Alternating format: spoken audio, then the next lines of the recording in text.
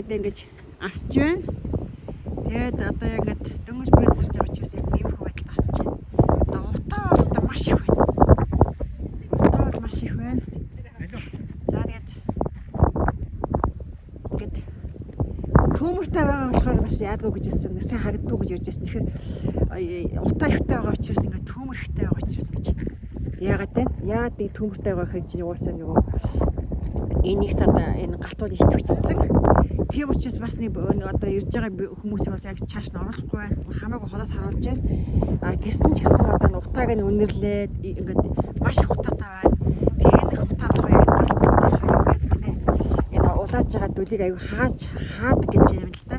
Тэгээ хэд одоо ихлэх удаан одоо байх тусам энэ одоо галтуулын гал бол өшөө орлоо гэж дээш гэж мандан гэж харагддаг гэж байгаа байхгүй юу. Гэтэл одоо нөгөө энэ паркинг болохоор нөгөө галтуул их төвчж байгаа учраас бас нэг ойрхон хавахгүй удаан байх юм бас нөхцөл бас байхгүй юм шиг байна л да.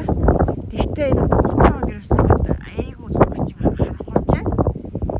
Тэгээ юм одоо тэнцтэй дотор ингээл сунгалж байна.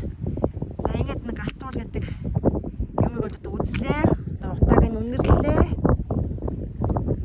За энэ бол ерөөсөө хаваан Big Island-д байдаг. Одоо хамгийн идэвхтэй ийм одоо галтуулын бичлэгийг маш холоос ингэж авч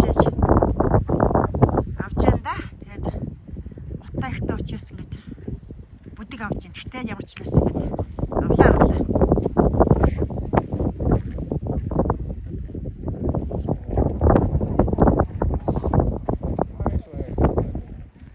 Тийм байна.